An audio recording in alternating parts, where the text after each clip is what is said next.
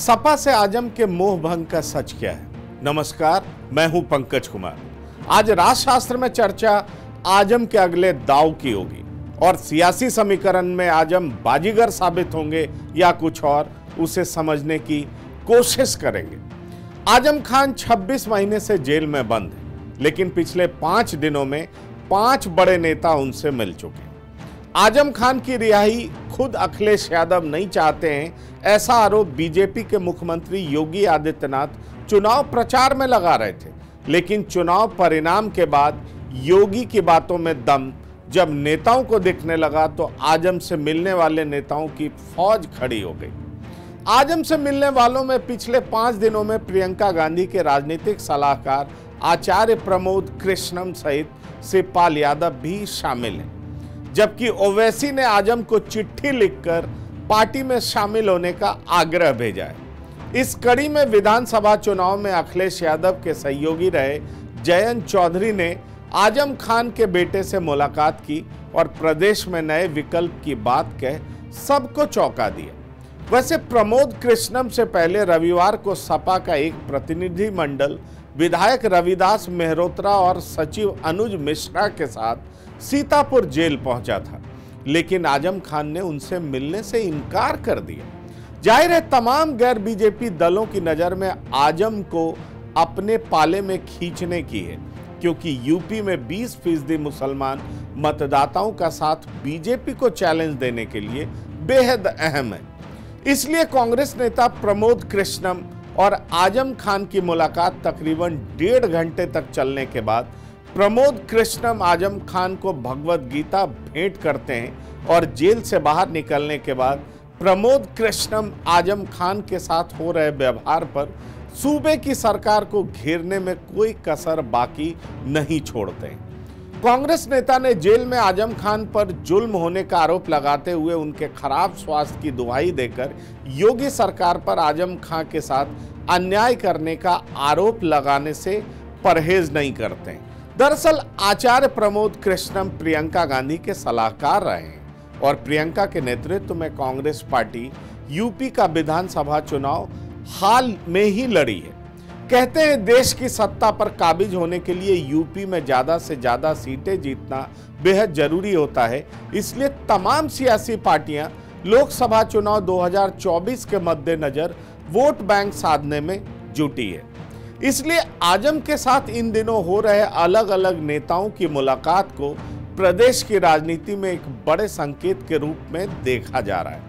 90 के दशक तक यूपी में कांग्रेस मुस्लिम वोटर्स का वोट पाती रही है, लेकिन 1989 के चुनाव से मुस्लिम मतदाताओं ने कांग्रेस से किनारा कर मुलायम सिंह की तरफ शिफ्ट हो जाने में अपनी भलाई समझी। इसलिए कांग्रेस आजम की सपा से नाराजगी को भुनाकर एक बार फिर मुस्लिम वोटरों को साधने में जुट गई है। आजम की सपा प्रतिनिधि मंडल से मुलाकात नहीं करना वैकल्पिक राजनीति के प्रयास को तेज कर दिया है।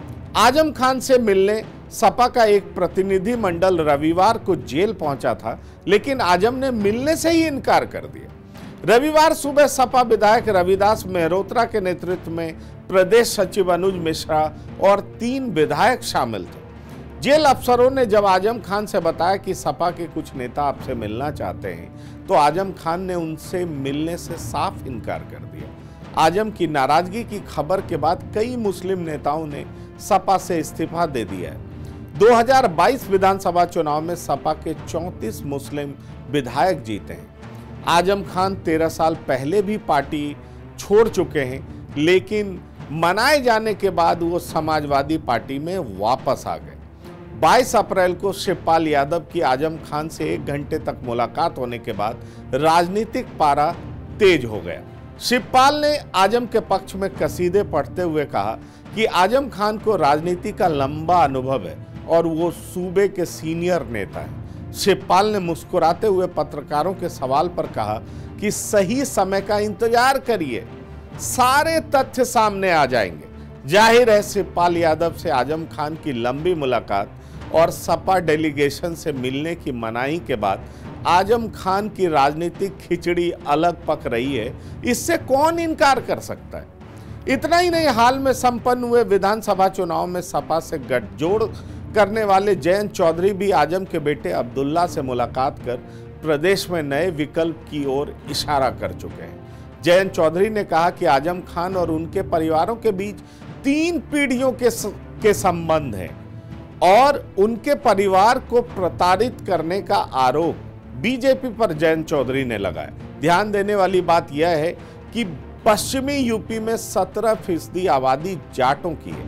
आजम के साथ मिलकर जयंत फिर से मुस्लिम वोटों को अपनी ओर करने की फिराक में है।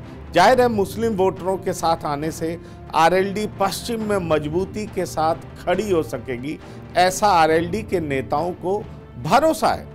आजम अखिलेश यादव से नाराज चल रहे हैं। आजम खान और उनका परिवार समाजवादी पार्टी से विशेष तौर पर दूरी बनाए हुए हैं।